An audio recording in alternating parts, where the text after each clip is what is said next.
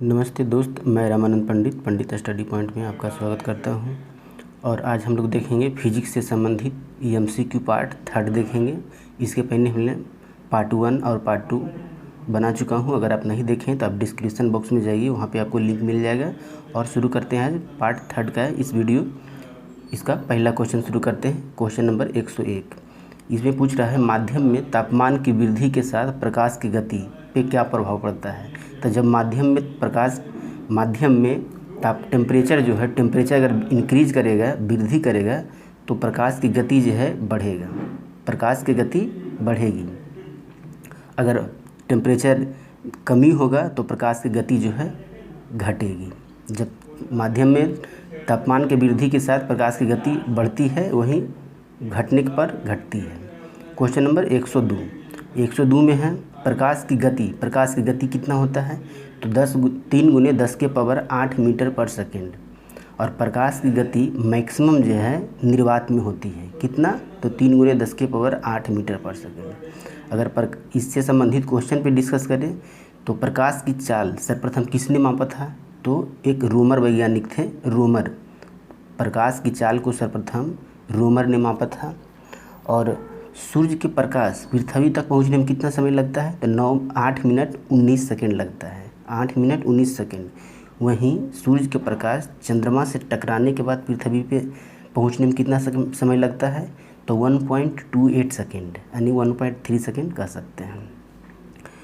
Next question number 3 में है, सूर्य ग्रहण कब होता है। सूर्य ग्रहण कब होगा, जब चंद्रमा जो है सूर्य और पृथ्वी के बीच में आ जाएगी। जब चंद्रमा सूर्य और पृथ्वी के बीच में आएगी। और वहीं चंद्र ग्रहण कब लगेगा, जब पृथ्वी सूर्य और चंद्रमा के बीच में आएगी। इसलिए सूर्य ग्रहण कब लगेगा, जब चंद्रमा सूर्य और पृथ्वी के बीच में आएगी। ऑप्शन ए इसका सही आंसर हो जाएगा। और नेक्स्ट में देखिए, क्वेश्चन नंबर 4 में कह रहा है, चंद्र ग्रहण कब घटित होता है। तो चंद्र ग्रहण पूर्णिमा के दिन घटित होता है। वहीं सूर्य ग्रहण जो है अमावस्या के दिन सूर्य ग्रहण, अमावस्या के दिन सूर्य ग्रहण और पूर्णिमा के दिन चंद्र ग्रहण। नेक्स्ट क्वेश्चन देखिए, क्वेश्चन नंबर 105 में है, उचित रीति से कटे हीरे की असाधारण चमक का आधारभूत इकाई क्या होता है। यानी एक प्रॉपर वे में अगर हीरा को काटते हैं तो चमक का आधारभूत क्या होता है। तो इसमें क्या हो जाएगा, उसका अति उच्च पारदर्शिता, उसका अति उच्च अपवर्तन सूचकांक। इसका आंसर जो है बी हो जाएगा। उसका हीरा का जो अपवर्तन सूचकांक है वो बहुत ज़्यादा होता है। जैसे हीरा का अपवर्तन सूचकांक कितना होता है, 2.42 होता है। इसीलिए जो है हीरा ज़्यादा चमकता है। क्वेश्चन नंबर 6, जब एक कम्पैक्ट डिस्क सूर्य के प्रकाश में रख दिया जाता है, सीडी जो है सूर्य के प्रकाश में रख दिया जाता है, तो इंद्रधनुष के समान दिखाई देते हैं। ऐसा क्यों होता है। जब सीडी को हम सूर्य के प्रकाश में रखेंगे तो ऐसा क्यों दिखाई देता है। तो उसमें होता है परावर्तन अपवर्तन की घटना होता है। कौन सा घटना होता है, परावर्तन और अपवर्तन की घटना होता है, इसलिए वह रंगीन दिखाई देती है।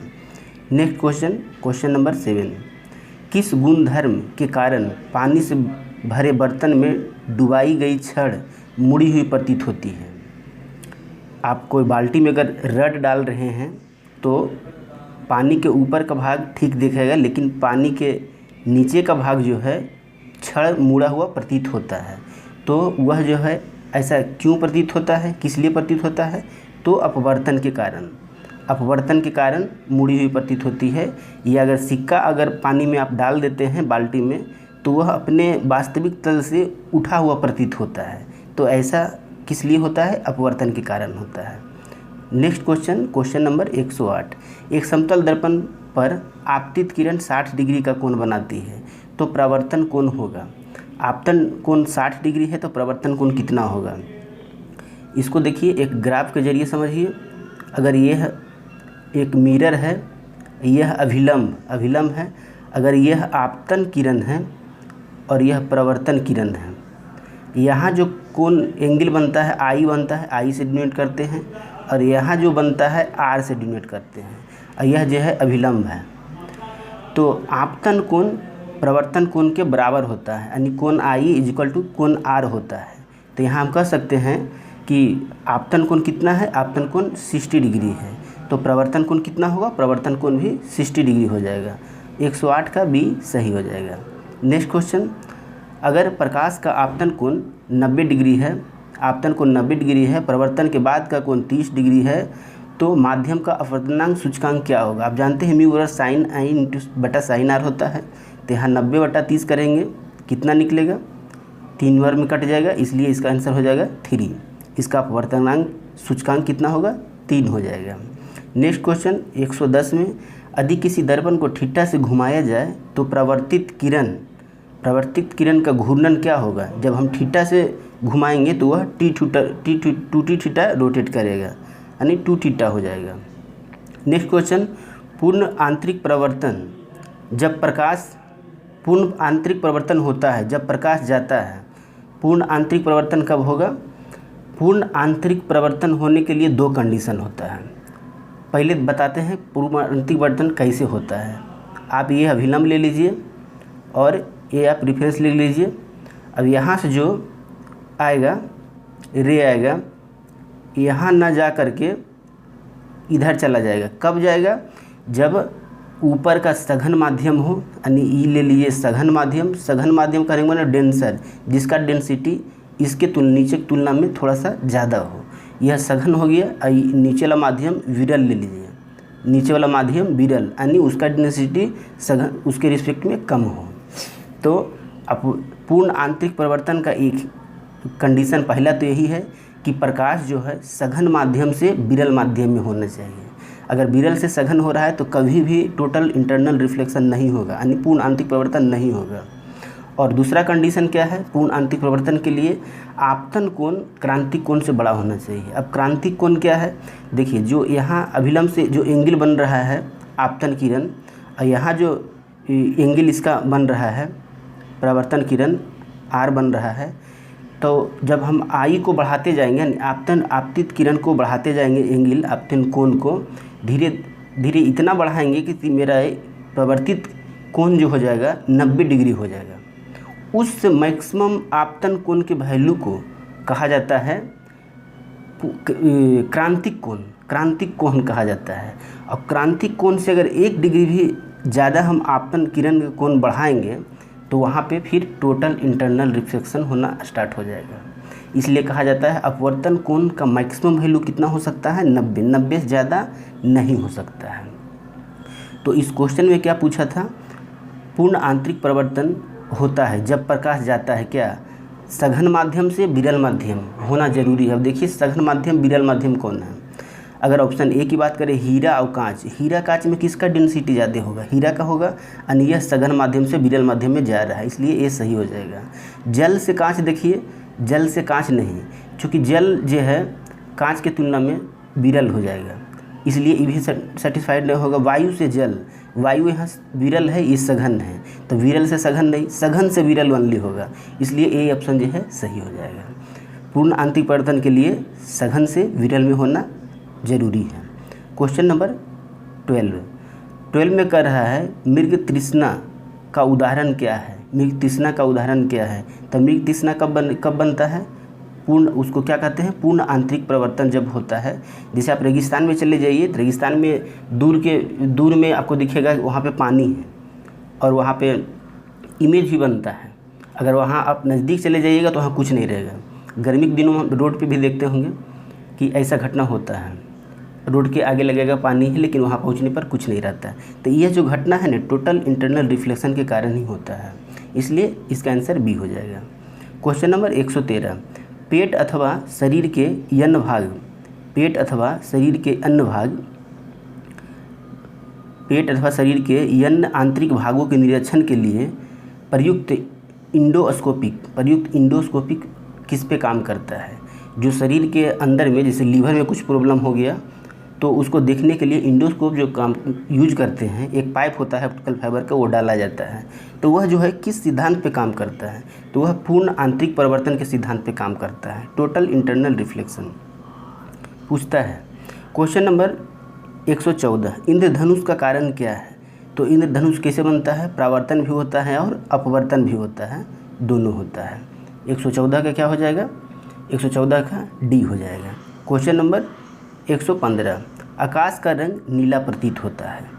आकाश का रंग नीला प्रतीत होता है। आकाश का रंग नीला प्रतीत क्यों होता है? क्योंकि उसमें अपवर्तन होता है।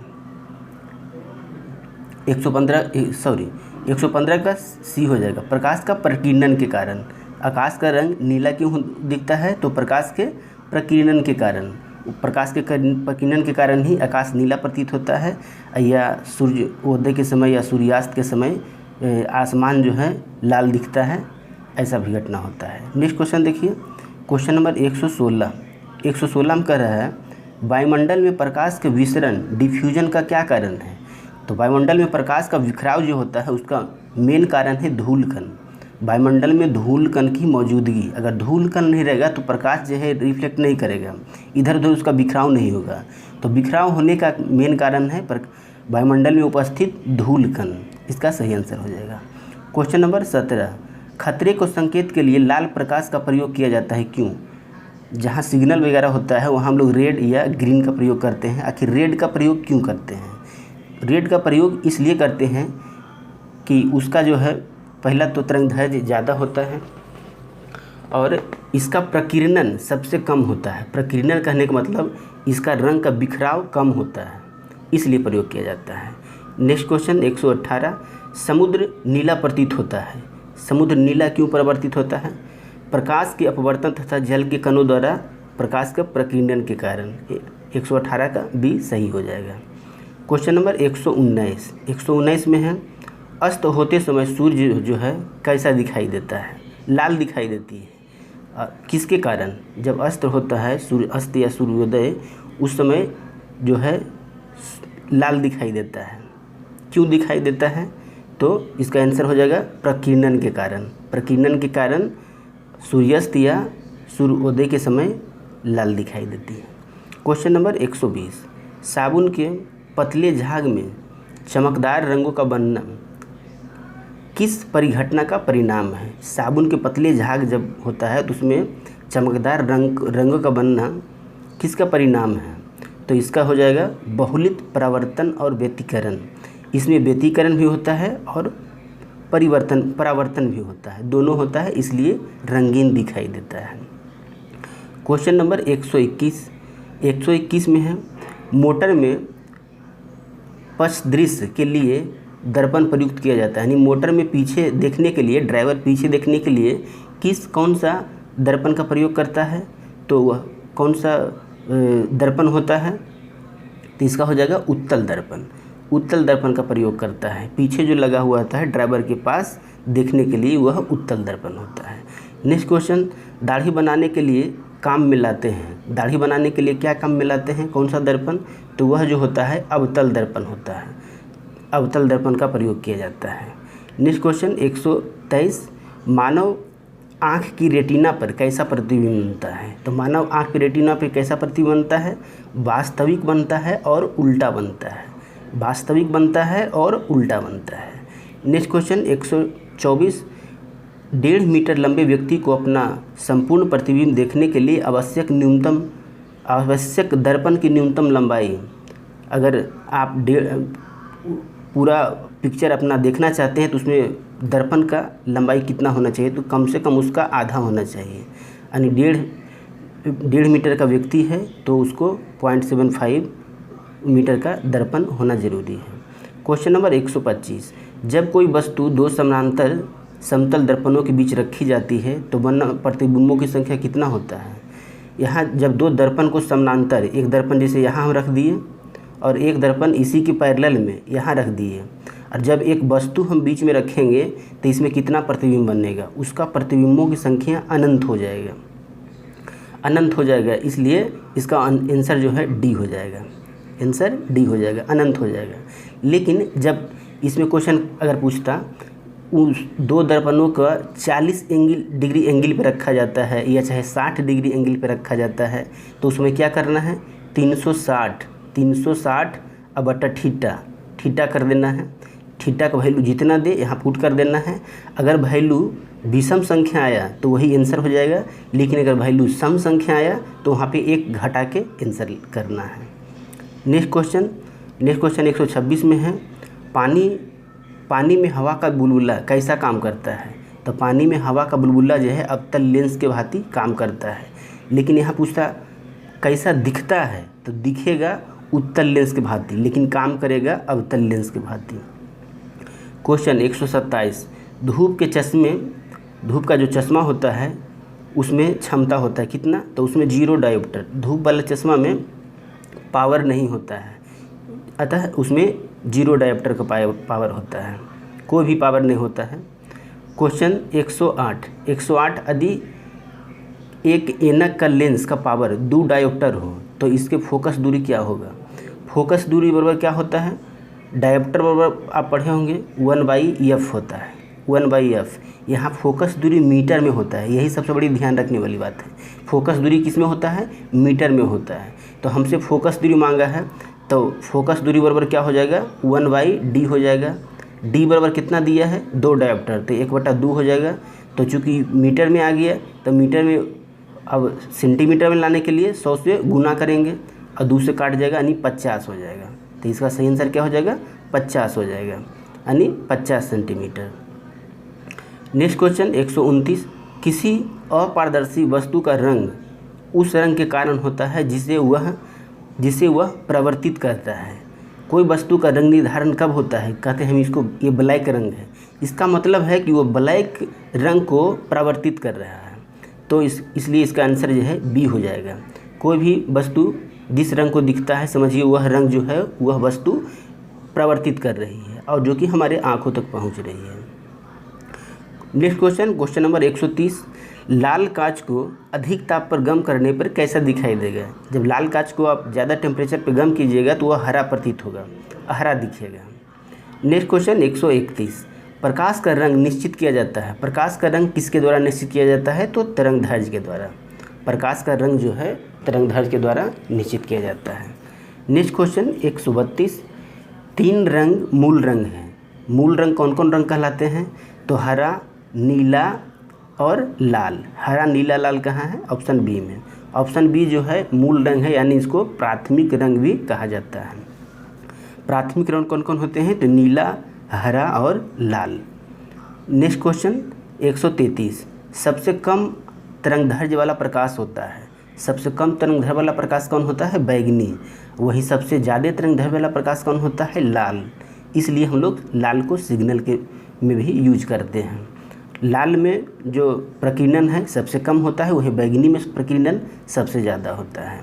नेक्स्ट क्वेश्चन 134, जब प्रकाश के लाल, हरा, नीला के रंगों को एक समान अनुपात में मिलाया जाता है तो परिणामी रंग होता है। इसमें कह रहा है जब प्राथमिक रंग को हम एक निश्चित अनुपात में मिलाएंगे तो कौन सा रंग का निर्माण होगा, तो सफ़ेद का निर्माण होगा। एक ट्रायंगल ग्राफ के द्वारा समझिए, जैसे यहाँ पे ले लिए हम रेड ले लिए, यहाँ पे हम ग्रीन ले लिए और यहाँ पे हम ब्लू ले लिए, और यहाँ तीनों से जो होगा वाइट होगा। तीनों को मिलाने पे वाइट होगा। पूछता है कि ग्रीन और रेड को मिलाने से कौन, तो ग्रीन और रेड को मिलाने से येलो, और जबकि रेड और ब्लू को मिलाने से कौन, तो मैजेंटा बनता है रेड और ब्लू को मिलाने से। वहीं ग्रीन और ब्लू को मिलाने से कौन सा बनता है, तो पीकॉक ब्लू का होता है। तो क्वेश्चन पूछ सकता है रेड और ग्रीन को मिलाने से कौन सा रंग बनेगा, तो येलो रंग बनेगा। रेड और ब्लू को मिलाने से कौन सा बनेगा, तो मैजेंटा बनेगा। वहीं ब्लू और ग्रीन के मिलाने से कौन सा रंग बनेगा, तो पीकॉक ब्लू बनेगा। और जब तीनों को एक निश्चित अनुपात में मिलाएंगे तो कौन सा रंग का निर्माण होगा, वाइट रंग, सफ़ेद रंग का निर्माण होगा। तो यही क्वेश्चन में पूछा था, तीनों को जब मिलाते हैं तो कौन सा रंग का निर्माण होगा, तो सफ़ेद का होगा। क्वेश्चन नंबर 35, कमरे में किस प्रकार का लेंस का उपयोग किया जाता है। कैमरा में किस प्रकार का लेंस का उपयोग किया जाता है, तो उत्तल लेंस का प्रयोग किया जाता है। नेक्स्ट क्वेश्चन 136, आइरिस का क्या काम होता है। हमारे आँख का जो आइरिस है उसका क्या काम है, तो वह जो है आँख में जाने वाला प्रकाश की मात्रा को नियंत्रित करता है। 136 का ए सही हो जाएगा। नेक्स्ट क्वेश्चन, निकट दृष्टि दोष से पीड़ित व्यक्ति किस चश्मे का उपयोग करेगा। निकट दृष्टि दोष हो गया है तो उसको इसका देखिए एक हम ट्रिक बताते हैं। 2 अक्षर का उपचार जो है तीन अक्षर में होगा और 3 अक्षर के उपचार जो है 4 अक्षर में होगा। यही आप ट्रिक याद रखिए। 2 अक्षर कहने का मतलब है कि दूर कैसे लिखिएगा, दूर दृष्टि होगा, दूर 2 अक्षर का है तो दूर के उपचार के लिए उत्तल यानी उत्तल 3 अक्षर का है। वहीं निकट देखिए कितना अक्षर का है, निकट 3 अक्षर का है तो 3 अक्षर के उपचार के लिए 4 अक्षर, 4 अक्षर में कौन आ जाएगा, अ व त ल, अवतल। इस तरह से आप याद रखिए। तो 137 का यहाँ पूछा था निकट दृष्टि दोष, निकट 3 अक्षर का है तो 4 अक्षर वाला हम देखेंगे। 4 अक्षर कौन सा है, अ व त ल, अवतल लेंस। तो इस तरह से 2 अक्षर का उपचार 3 अक्षर और 3 अक्षर का उपचार 4 अक्षर, इसलिए अवतल लेंस इसका करेक्ट आंसर हो जाएगा। क्वेश्चन नंबर 38, दूर दृष्टि निवारण के लिए काम में लाते हैं। यहाँ देखिए दूर 2 अक्षर का है तो 2 अक्षर के उपचार के लिए कई अक्षर, 3 अक्षर, तो इसलिए हो जाएगा उत्तल लेंस। उत्तल दर्पण नहीं मानिएगा, क्योंकि दर्पण कोई व्यक्ति चश्मा में नहीं लगाता है, लेंस लगाता है, इसलिए उत्तल लेंस ही होगा। क्वेश्चन नंबर 39, दूरबीन का आविष्कार जो है किसने किया था, दूरबीन का आविष्कार। तो दूरबीन देखिए, दूरबीन का आविष्कार जो है गैलीलियो किया था। गैलीलियो ऑप्शन ए में है, सही आंसर हो जाएगा। कब किया, तो 1609 में किया था, 1609 में ही किया था गैलीलियो दूरबीन का निर्माण। और दूरबीन जो है 3 प्रकार का होता है, जैसे खगोलीय दूरबीन हो गया, पार्थिव दूरबीन हो गया और गैलीलियो दूरबीन हो गया। तो गैलीलियो दूरबीन का निर्माण गैलीलियो किया था, लेकिन यह खगोलीय दूरबीन अगर कह देगा तो खगोलीय दूरबीन केपलर, खगोलीय दूरबीन का निर्माण कौन किया था, केपलर। कब किया था, 1911 में। खगोलीय दूरबीन का निर्माण केपलर 1911 में किया था, याद रखिए। और क्वेश्चन अगर एडिसन की बात करें, ऑप्शन में एडिसन, तो एडिसन तो जानते हैं बल्ब का खोज किया, बल्ब का खोज कौन किया, एडिसन किया। और वहीं गुटेनबर्ग जो है, गुटेनबर्ग किसका खोज किया, तो गुटेनबर्ग अथी का किया था, printing press, Gutenberg printing press, Gutenberg से प्रिंटिंग प्रेस याद रखिए। गैलीलियो दूरबीन खोज किया, वहीं एडिसन बल्ब का खोज किया, ग्राहम बेल टेलीफोन का आविष्कार किया। नेक्स्ट क्वेश्चन चलिए 140 में है, आँख के रेटिना का परंपरागत कैमरा निम्नलिखित में से किस भाग से तुलना किया जाता है, किस भाग से तुलना किया जाता है। आँख के रेटिना की परंपरागत कैमरा जो है उसको तुलना हम किससे करेंगे, फिल्म से करेंगे। फिल्म इसका सही अंतर हो जाएगा। जिस तरह आँख में हमारा पिक्चर बनता है, उसी तरह जो है कैमरा में क्या बनता है, फिल्म बनता है। 140 का ए सही हो जाएगा। 141, किसी आवेशित चालक का संपूर्ण आवेश उसके बाहरी पृष्ठ पे होता है। क्या होता है, किसी आवेशित चालक का संपूर्ण आवेश जो होता है उसके बाहरी पृष्ठ पे होता है। क्वेश्चन नहीं डायरेक्ट पूछता है, याद रखिए कहाँ होता है, तो बाहरी पृष्ठ पे होता है। क्वेश्चन नंबर 42, वस्तुओं के आवेश इसके स्थानांतरण के फलस्वरूप होता है। वस्तुओं के आवेश जिसे धारा प्रवाहित जो होता है किसके कारण होता है, क्वेश्चन यही पूछ रहा है। वस्तुओं का आवेश किसके स्थानांतरण के फलस्वरूप होता है, तो वह जो है इलेक्ट्रॉन के स्थानांतरण के फलस्वरूप होता है, इलेक्ट्रॉन के। नेक्स्ट क्वेश्चन 143 में पूछा है, अगर आप कार में जा रहे हैं, यदि असमान बिजली गिरने वाली हो, अगर बिजली गिरने वाली हो तो सुरक्षित करने के लिए आप क्या करेंगे, आप तो पहले खिड़की को बंद करेंगे, कार की खिड़की खोल नहीं देंगे, कार की जो खिड़की है उसको बंद करेंगे। क्यों बंद करते हैं, आप अभी पढ़ा कि कोई भी वस्तु के आवेश जो है उसके बाहरी पृष्ठ पे होता है, तो अगर बिजली गिरेगी तो क्या होगा, कार के मुख्य बॉडी पे टच करते हुए वह टायर के जरिए वो ज़मीन में प्रवाहित हो जाएगी। और जो बीच में है कोई भी वस्तु का, जैसे गोलाकार या खोखलाकार वस्तु है, तो उसमें जो विद्युत आवेश होता है मिडिल में 0 होता है, जबकि बाह्य किनारा जो होता है अधिकतम वहाँ पे होता है। तो कार में बैठा व्यक्ति तो उस कार के बॉडी का बीच में आ जाएगा, इसलिए वहाँ जो है विद्युत आवेश जो है नहीं पहुँच पाएगा और वह कार के बॉडी के जरिए नीचे चला जाएगा। इसलिए अगर ऐसा होता है तो आपको पहले खिड़की बंद करना चाहिए और सीट पे बैठना चाहिए। ऐसा करने से वह आदमी जो है सुरक्षित हो जाता है। क्वेश्चन नंबर 144 में है, दो स्थित आवेशों के बीच लगने वाला बल उसकी मात्राओं के गुणनफल के अनुक्रमानुपाती और उसके बीच के दूरी के व्युत्क्रमानुपाती होता है। यह क्या कहलाता है? तो यह जो है कूलम के नियम कहलाता है। कूलम क्या कहा था? जब दो आवेश है, एक का आवेश Q1 है और एक आवेश जो है Q2 है, अगर इसके बीच का डिस्टेंस जो है r दूरी है तो इसके बीच जो बल लगता है, जिस तरह आप पढ़े होंगे गुरुत्वाकर्षण, सेम ला इसी में यह भी है, वहाँ पे द्रव्यमान रहता है लेकिन यहाँ पे आवेश रहता है। तो इसमें जो बल लगता है दोनों आवेशों के बीच क्या होता है? F बराबर होता है Q1 इंटू Q2 अब बटा R1, R के स्क्वायर होता है बटा R स्क्वायर होता है। फार्मूला फिर से लिख दे रहे हैं। फार्मूला F बराबर क्या होता है? Q1 इंटू Q2 अब बटा R स्क्वायर होता है। इसके बीच के दूरी का व्युत्क्रमानुपाती हो गया और दोनों आवेशों के गुणनफल का डायरेक्ट प्रोपोर्शनल टू होता है और इन्वर्स में होता है उसके बीच की दूरी। तो इसका आंसर क्या हो जाएगा? किरचॉफ्स नियम। यह जो है किरचॉफ्स नियम कहलाता है। क्वेश्चन नंबर 145, किसी विद्युत परिपथ में इकाई धन आवेश को एक बिंदु से दूसरे बिंदु तक ले जाने में किए गए कार्य मापा जाता है। उन बिंदुओं के बीच के क्या मापा जाता है? विभवांतर के रूप में मापा जाता है, उसको विभवांतर कहा जाता है। किसी परिपथ में इकाई धनावेश को एक बिंदु से दूसरे बिंदु तक लाने में किया गया कार्य है, किस में मापा जाता है? तो विभवांतर में मापा जाता है। क्वेश्चन नंबर 146, सर्वाधिक विद्युत चालकता वाला तत्व कौन सा है? तो चांदी हो जाएगा। चांदी सर्वाधिक विद्युत चालकता वाला तत्व है। अति चालकता का लक्षण क्या है? अति चालकता, सुपर कंडक्टिविटी, इसका जो उच्च परागम्यता, इसका लक्षण क्या है? उच्च परागम्यता। नेक्स्ट क्वेश्चन 148, अधातुएं विद्युत की कुचालक होती है क्यों?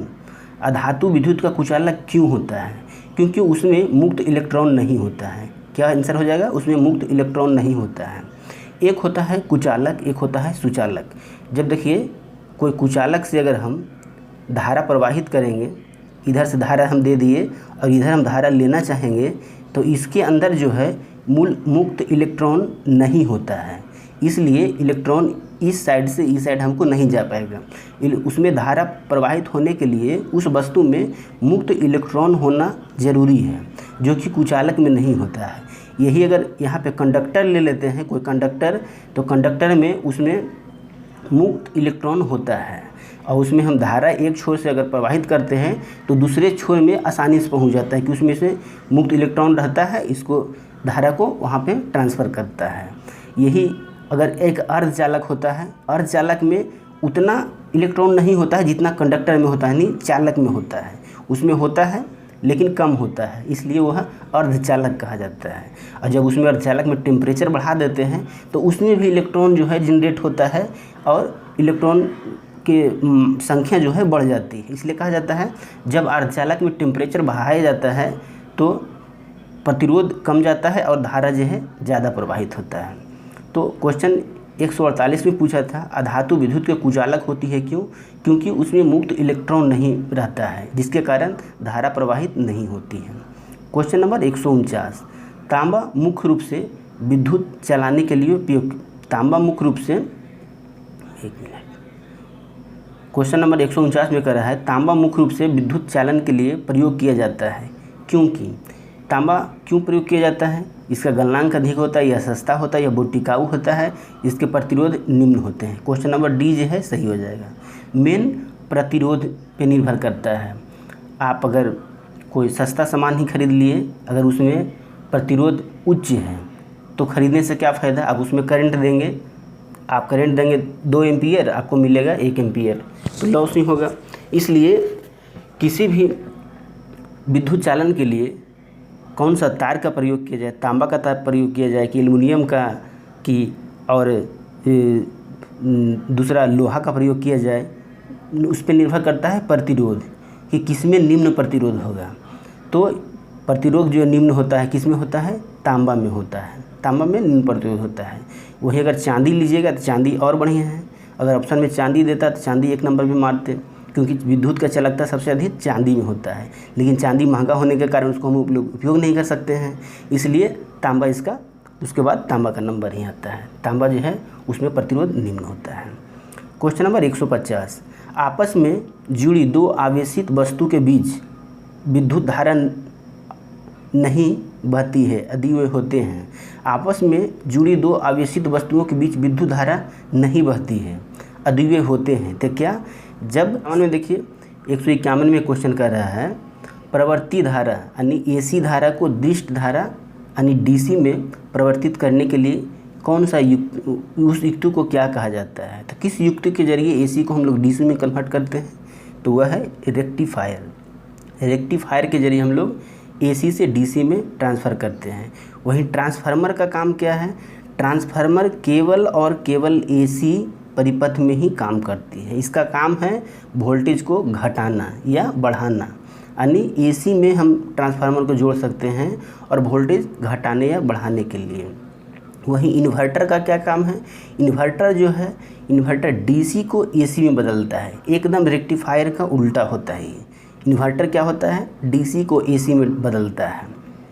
तो 151 का एसी को डीसी में कौन कन्वर्ट करता है? तो रेक्टिफायर कन्वर्ट करता है। इसलिए 150 क्वेश्चन हमने कंप्लीट किया और अगले सीरीज पार्ट 4 में हम 150 से आगे चलेंगे। अगर वीडियो आपको अच्छा लग रहा है तो लाइक कीजिए, सब्सक्राइब कीजिए और दोस्तों के बीच शेयर कीजिए। थैंक यू, धन्यवाद।